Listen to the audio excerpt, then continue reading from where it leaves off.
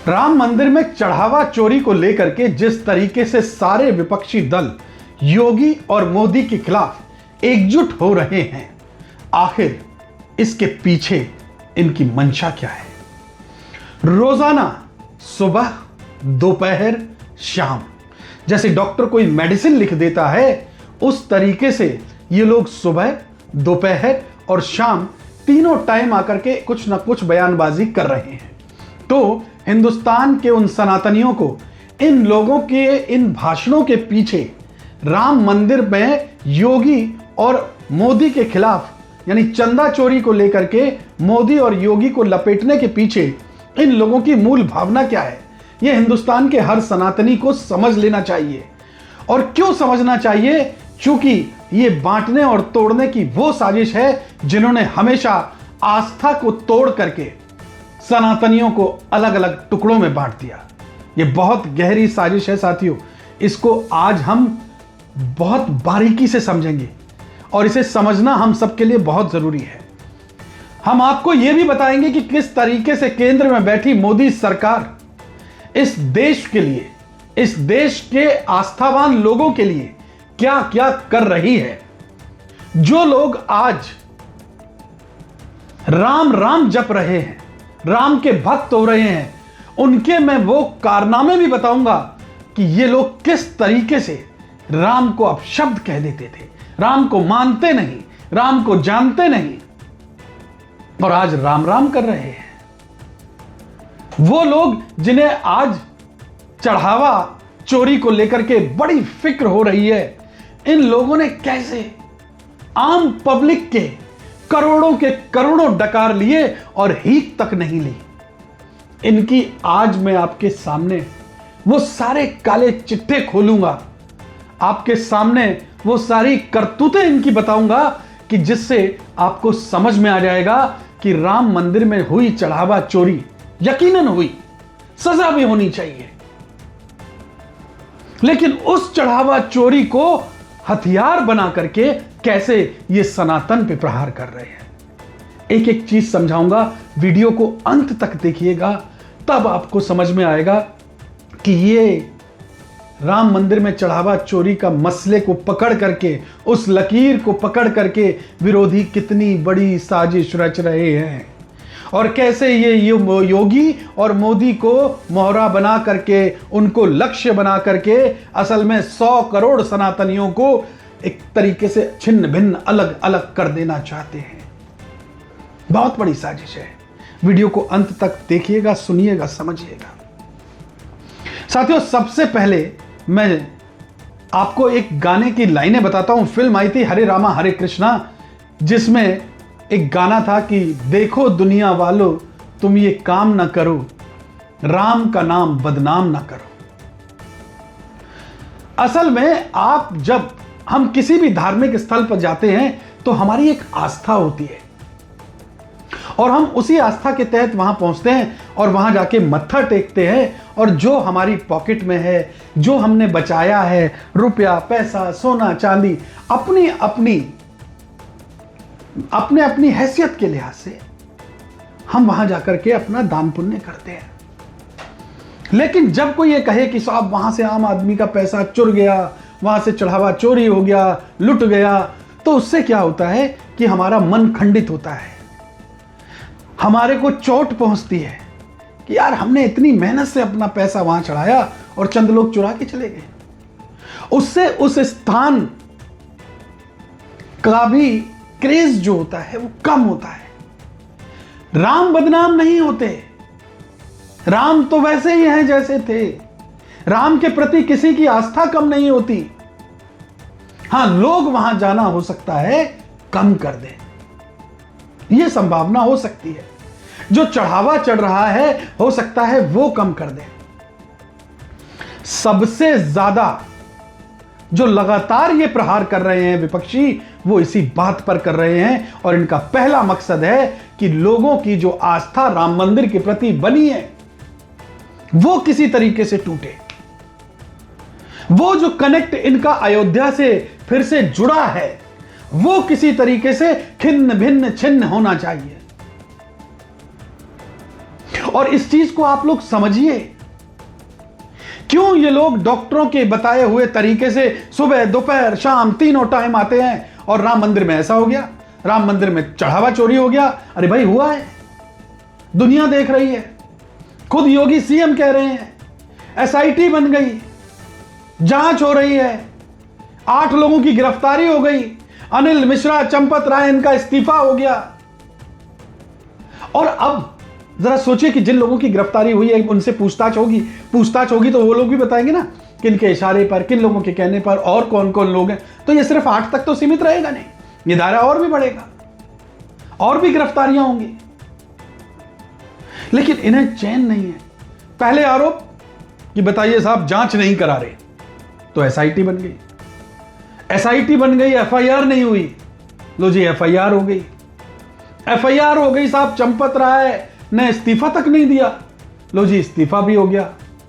अब जी फांसी होनी चाहिए, मतलब फांसी तुम्हारे कहने से होगी, कानून के हिसाब से काम करता है। ये लोग कुछ भी अल बल सल कुछ भी, मतलब जैसे जैसे इन्वेस्टिगेशन आगे होगी ये 2 बातें और आगे बढ़ा के बोलेंगे, ये 2 बातें और आगे की करेंगे, क्योंकि इनको यही करना है। इनको च्युइंगम की तरह, हिंदुस्तान में करोड़ों मसले हैं, लेकिन च्युइंगम की तरह राम मंदिर के मुद्दे को ही चबाते रहना है, चबाते रहना है। और आज इन्हें राम बहुत प्रिय होते जा रहे हैं। ये प्रिय क्यों हो रहे हैं, अब जरा इसे समझिए। पहली बात आप समझ गए कि असली प्रहार कहां है, आपका जो लिंक है राम मंदिर में। आप उत्तर प्रदेश जाते थे, विदेश से कोई आता था तो उत्तर प्रदेश में कहां पहुंचता था, ताजमहल। आज कहां पहुंच रहे हैं, काशी विश्वनाथ, अयोध्या, मथुरा, वृंदावन। यही दर्द है सबसे बड़ा, और इसको समझने की जरूरत है। आपको मैं 3 बयान सुनाता हूं और इन तीनों बयानों को ध्यान से सुनिए। अखिलेश यादव क्या कह रहे हैं, संजय सिंह क्या कह रहे हैं, पवन खेड़ा क्या कह रहे हैं। साथियों वीडियो को अंत तक देखिएगा, मैं आपको बार बार कह रहा हूं, क्योंकि वीडियो के आखिर में तब आपको समझ में आएगा कि ये लोग क्यों राम राम कर रहे हैं। बहुत बड़ा मकसद है, और उस मकसद की अभी आपने सिर्फ एक सिरा पकड़ा है, आपको एक सिरा समझ में आया है। इनकी असली साजिश तो धीरे धीरे अभी आपको समझ में आएगी। सबसे पहले इनके बयानों को ध्यान से सुनना, मिस मत करना, ध्यान से सुनिए। चोर चोर सौतेले भाई, जिन्होंने चुराई राम की पाई। देखो देखो जा रहा वो भाजपाई, देखो जा रहा वो भाजपाई, जिसने खाई राम की पाई। तो सिर्फ चंपत राय के इस्तीफे से काम नहीं चलेगा, अनिल मिश्रा के इस्तीफे से काम नहीं चलेगा। ये दिखाने की कोशिश मत करो कि बहुत बड़ा तीर मार दिया योगी जी ने, बहुत बड़ा तीर मार दिया मोदी जी ने, देखो ये तो इस्तीफा करा दिया दोनों लोगों का। इससे काम नहीं चलेगा।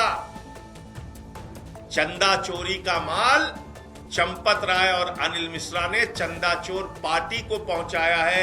योगी जी उन पे क्या कार्रवाई करोगे, मोदी जी उन पे क्या कार्रवाई करोगे, अपनी पार्टी के लोगों पे क्या कार्रवाई करोगे जो माल का हिस्सा तुम लोगों तक पहुंचा? क्योंकि तुमने मंदिर प्रकोष्ठ बना के हजारों करोड़ रुपए इकट्ठा किए मंदिर के नाम पे, और सारा का सारा लूट का माल दिल्ली और नागपुर पहुंचाया गया। सारा का सारा लूट का माल। इसीलिए तो तुम्हारी हिम्मत नहीं हो रही थी चंपत राय के खिलाफ कार्रवाई करने की, कि चंपत अगर कुछ बोल देगा तो हमारी चपत लग जाएगी। गोपाल राव पे कुछ नहीं कर रहे थे, अनिल मिश्रा पे कुछ नहीं कर रहे थे। तो ऐसे महापाप करने वाले चंदा चोरों को फांसी होनी चाहिए जिन्होंने प्रभु श्री राम का पैसा लूटा है। क्यों बीजेपी और आरएसएस को आप बधाई दे सकते हैं, मुबारक दे सकते हैं, उन्होंने महमूद गजनी का रिकॉर्ड तोड़ दिया। इतिहास में हम पढ़ते हैं कि 27 सालों में महमूद गजनी ने 17 बार हमारे मंदिरों को लूटा। आपकी आंखों के सामने इतिहास नया लिखा जा रहा है, जहां भाजपा और संघ से जुड़े हुए लोग 43 दिनों में 70 बार अयोध्या के प्रभु राम के मंदिर को लूट चुके हैं, रिकॉर्ड बना चुके हैं। किसको बचाया जा रहा है, अब सवाल यह है। एसआईटी गठन हुई, साइड एक्टर्स को गिरफ्तार कर लिया गया, सैकड़ों करोड़ों की चोरी हुई, लेकिन 85 लाख दिखा दिया गया, बरामदगी दिखा दी गई। लेकिन असली किरदार किसका है? कौन प्रोड्यूसर है, कौन डायरेक्टर है? एक अकेला ऐसा बड़ा मंदिर है इस देश का जिसको संघ सीधे सीधे देखता है, संघ की निगरानी में चलता है, प्रधानमंत्री कार्यालय देखता है। बड़े बड़े साधु संतों को ट्रस्ट से बाहर कर दिया गया ताकि ट्रस्ट में संघ से जुड़े हुए लोग रहें। पीएमओ का एक चहेता अधिकारी निपेन मिश्रा, इन सबको क्यों बचाया जा रहा है? एक चंपत चुनाव आयोग 45 दिन में सीसीटीवी फुटेज को कैसे गायब किया, उन्होंने नियम बदल के। एक चंपत ये, इन्होंने भी ठीक वही किया, 45 दिन में सीसीटीवी फुटेज गायब। एसओपीज क्या हैं? एसओपीज ये हैं कि जो पैसा गिनता है चढ़ावे का, उसकी कपड़ों में जेबें नहीं होनी चाहिए। चंपत राय जी ने अपने ड्राइवर को इस काम पे लगाया, जिसके कपड़ों में, कुर्ते में चोर जेब थी। ये हो क्या रहा है? ये लोग धर्म के नाम पर, उस भगवान के नाम पर जिनको हम मर्यादा पुरुषोत्तम कहते हैं, जिन्होंने सिद्धांत को बचाने के लिए सत्ता को लात मार दी थी, ठुकरा दिया था, 14 वर्ष का वनवास होगा। ये लोग उस भगवान के नाम पर सत्ता पे काबिज हैं, उस भगवान के नाम पर, उनके नाम पर जो चढ़ावा आता है उसको चुरा। और ये चढ़ावा लोग पेट काट काट कर, पैसा बचा बचा कर तीर्थ पे जाते हैं और उसमें दान पेटी में अपना पैसा डालते हैं, पूरी आस्था के साथ, पूरे विश्वास के साथ, पूरे भरोसे के साथ। आज वो आस्था, वो भरोसा, वो विश्वास नरेंद्र मोदी जी और मोहन भागवत जी आपने तोड़ा है। ये देव द्रव्य का जो चोरी है ना, ये शास्त्रों में भी कहा है, वो कभी माफ नहीं हो सकती। आप देव द्रव्य के चोर माने गए हैं, आप पर वो पाप है। पवन खेड़ा अलग आरोप लगा रहे हैं। अखिलेश यादव ने क्या कहा? अखिलेश यादव का बयान बहुत मायने रखता है, अभी इसके मतलब बताऊंगा। और संजय सिंह अब क्या कह रहे हैं? फांसी चढ़ा दो। देखिए, ये लोग बयानबाजी करते ही रहेंगे और अंत तक करेंगे, लेकिन मैं एक एक करके इनके तार खोलता हूं। कांग्रेस पार्टी पर आते हैं। ये बहुत बड़े बयान बहादुर है। कांग्रेस पार्टी, मैं ये जो डाटा बताने जा रहा हूं वो बीजेपी का बनाया हुआ नहीं है, वो आरएसएस का बनाया हुआ नहीं है, या फिर वो न्यूज कॉरिडोर आदित्य चौहान का बनाया हुआ नहीं है। ये जो डाटा है ये यूनेस्को का है।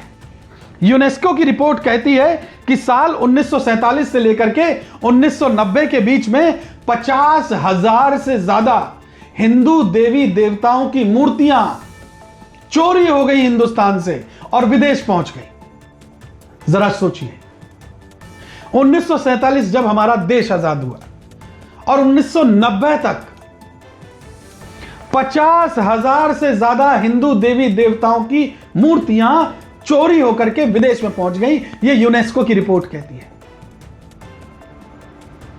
साल, और ऐसा नहीं है कि इन मूर्तियों को लाने का प्रयास नहीं हुआ, अलग अलग टाइम में सरकारें प्रयास भी करती रही।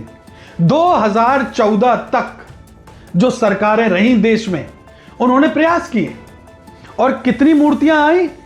13 मूर्तियां वापस आई। कितनी? 50,000 से ज्यादा चोरी हुई और साल 2014 तक सिर्फ और सिर्फ 13 मूर्तियां वापस आई। लेकिन 2014 में जब मोदी सरकार आई और अब 2026 चल रहा है, जानते हैं कितनी मूर्तियां वापस आई हैं? मोदी सरकार लेके आई है वापस 668 मूर्तियां वापस आई हैं। कहां 13 मूर्तियां और कहां 668 मूर्तियां? मतलब आपको साफ समझ में आता है कि जो सनातन से जुड़ी हुई हिंदू देवी देवताओं की मूर्तियां हैं, मोदी सरकार उन्हें वापस लाने में किस तरीके की मेहनत कर रही है। दूसरी बात समझिए, राम मंदिर को लेकर के साल 2007 में सुप्रीम कोर्ट के अंदर इसी कांग्रेस पार्टी यूपीए सरकार की तरफ से हलफनामा दायर हुआ था कि साहब ये जो राम सेतु है, ये जो राम सेतु है, ये राम सेतु राम राम के जो कैरेक्टर हैं ये सब काल्पनिक है, ये असल में कोई ऐसा कैरेक्टर है ही नहीं, ये राम को मानते ही नहीं। ये मैं नहीं कह रहा, इनका खुद का हलफनामा है, सुप्रीम कोर्ट में दर्ज है। ये राम को मानने वाले हैं।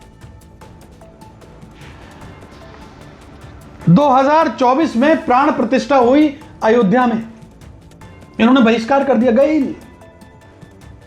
ये राम को मानने वाले हैं।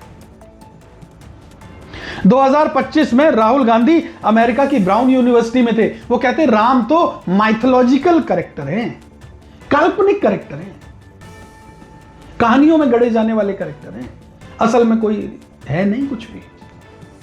ये राम को मानने वाले हैं, जो आज इनको इतनी फिक्र, इनका कलेजा फटा जा रहा है, इनका पेट फटा जा रहा है, रोज सुबह शाम दोपहर चिल्ला रहे हैं कि हाय राम, चोरी हो गई, हिंदुओं के साथ आस्था की खिलवाड़ हो गया, योगी सरकार ने ये कर दिया, मोदी सरकार ने लुटवा दिया, सुबह शाम।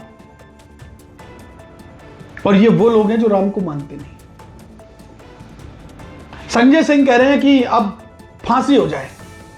संजय सिंह क्यों कह रहे हैं? ये आम आदमी पार्टी भी, अभी अरविंद केजरीवाल पहुंचे थे अयोध्या और आज वो अमृतसर में है, और अमृतसर में उन्होंने एक ऐलान किया है। उन्होंने कहा कि अमृतसर के अंदर भगवान वाल्मीकि का मंदिर है और उसी मंदिर के करीब जो है हम लवकुश का मंदिर और माता जानकी का मंदिर बनवाएंगे। अब देखो, इनको लवकुश का मंदिर और माता जानकी का मंदिर याद आ रहा है और अभी ये अयोध्या से लौट के आए हैं। क्यों इनको राम राम कर रहे हैं ये लोग? पंजाब में इलेक्शन है, भगवंत मान सिख गुरुओं की बेअदबी के कारण घिरे पड़े हुए हैं, सिखों में गहरा रोष है, तो अब इनको राम राम याद आ रहे हैं। समझ रहे हैं आप? सत्ता में लौटने का एक जरिया ढूंढ रहे हैं। आज मैं घोषणा करता हूं कि भगवान वाल्मीकि के मंदिर के बगल में एक बहुत ही भव्य लवकुश और माता जानकी का मंदिर बनाया जाएगा। कल ही मैं अयोध्या से लौटा हूं रामलल्ला के दर्शन करके, और आज मुझे यह घोषणा करते हुए बेहद प्रसन्नता हो रही है। ये केवल अमृतसर वासियों के लिए नहीं, पूरी दुनिया के राम भक्तों के लिए, जानकी माता के भक्तों के लिए, सबके लिए बहुत ही शुभ समाचार है। अब समझिए, आपने कांग्रेस पार्टी की हकीकत समझी, आपने आम आदमी पार्टी की हकीकत को समझा। अब जरा अखिलेश यादव पर भी लौटिए। सरकार खुद स्वीकार कर रही है कि सीसीटीवी से छेड़खानी हुई है। सीसीटीवी से छेड़खानी तो हुई है, लेकिन सीसी कितना वसूला गया है?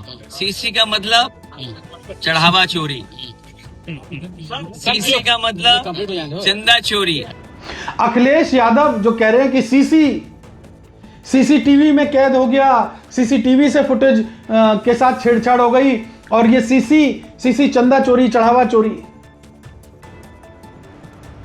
अखिलेश यादव जी 2014 से लेके 2017 तक सीएजी कैग की रिपोर्ट है, 97,000 करोड़, कितना? सीएजी की रिपोर्ट है, 97,000 करोड़ रुपए का गबन हुआ जब आपकी सरकार थी उत्तर प्रदेश के अंदर। यानी ये पैसा कहां गया? कोई भी पैसा होता है, खर्च होता है, तो उसके अगेंस्ट एक बिल बनता है, कागज पत्रा होती है, खतो किताबत होता है, दस्तावेजी होता है। कोई भी पैसा खर्च होता है तो सरकार की खर्चे से हिसाब से जो जाता है। 97,000 करोड़ रुपीस का कोई हिसाब ही नहीं है। ये आरएसएस नहीं बोल रही, ये बीजेपी नहीं बोल रही, ये सीएजी की रिपोर्ट बोल रही है। और वो पैसा था किसका? जैसे आम आदमी मंदिर में जाकर के पैसा चढ़ाता है, चढ़ावा चढ़ाता है, तो आपने जो 97,000 करोड़ रुपए का जो गबन हुआ आपकी सरकार में, वो पैसा भी तो टैक्स का पैसा था, जनता का पैसा था, जनता की गाड़ी कमाई का पैसा था। उस पैसे का हिसाब आपने क्यों नहीं दिया? वो पैसा कहां है? आज राम मंदिर में जो पैसे का गबन हुआ है, जो चढ़ावा चोरी हुई है, यकीनी तौर पर हर सनातनी को दर्द है, हर सनातनी को इस बात की दिक्कत है।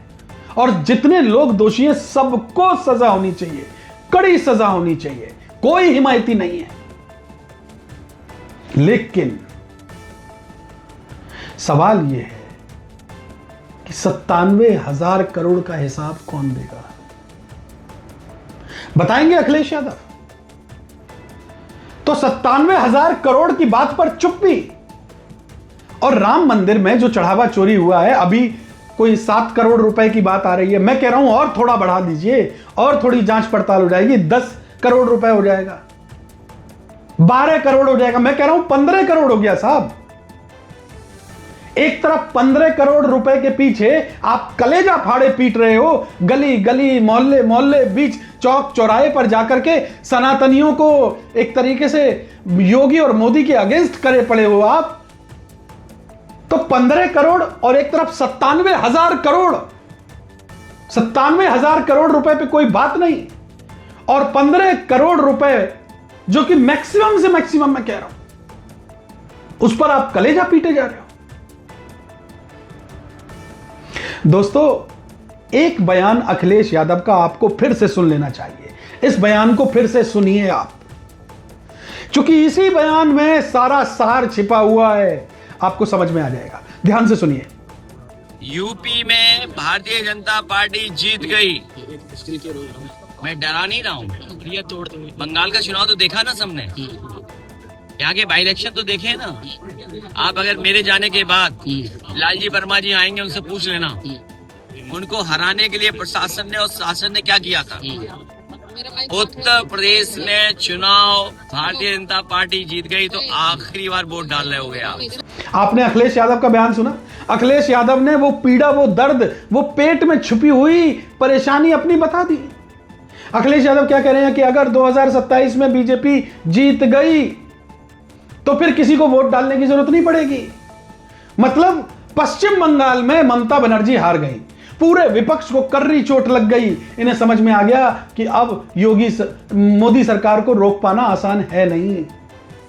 और रही बची कसर, अगर उत्तर प्रदेश में 2027 में भी ये पूरी हो गई, योगी जीत गए, जो कि जीतने की संभावनाएं बड़ी प्रबल हैं, तो फिर 2029 में मोदी सरकार को रोक पाना मुश्किल है, बहुत नामुमकिन है, और वाकई नामुमकिन है। दर्द ये है, इसीलिए ये क्या चाहते हैं कि जो सनातनी वोट है, जो हिंदुओं का वोट है, वो टुकड़े टुकड़े हो जाए, वो छिन्न भिन्न हो जाए, जो एकता आपस में जुड़ी हुई है वो ब्रेक हो जाए। और उसको ब्रेक करने का जरिया क्या है कि हाय रे, तुम्हारा पैसा इन लोगों ने राम मंदिर में देखो कहां चला गया, टूट गया, छूट गया, और वोट किसे दो? हमें दो। तब आपको समझ में आएगा कि ये शोर मचाने का मतलब क्या है। इसलिए दोस्तों, चोरी हुई है, गलत है, परेशानी है, चोट है, आघात है, कड़ी सजा मिलनी चाहिए, मिलेगी भी। ऐसा सबक मिलेगा कि फिर से कोई आस्था के साथ खिलवाड़ करने की सोचेगा तक भी नहीं। लेकिन आस्था के नाम पर, राम के नाम पर विपक्षी जिस तरीके से हाय हल्ला कर रहे हैं, इसको भी पहचानने की जरूरत है। उम्मीद करता हूं बहुत कुछ समझ में आ गया होगा। वीडियो कैसा लगा, जानकारी कैसी लगी, कमेंट बॉक्स में जाकर के अपनी राय जरूर दर्ज कीजिएगा। वीडियो को लाइक करें, शेयर करें, चैनल को सब्सक्राइब करें। जाते जाते आपसे एक गुजारिश करूंगा, स्वस्थ रहें, मस्त रहें, अपने अपने परिवार की सेहत का ध्यान दीजिएगा और हमें दुआओं में याद कीजिएगा। जय हिंद, वंदे मातरम। न्यूज़ कोरिडोर्स आप हमें YouTube पर, Instagram पर, X पर और Facebook पर फॉलो कर सकते हैं।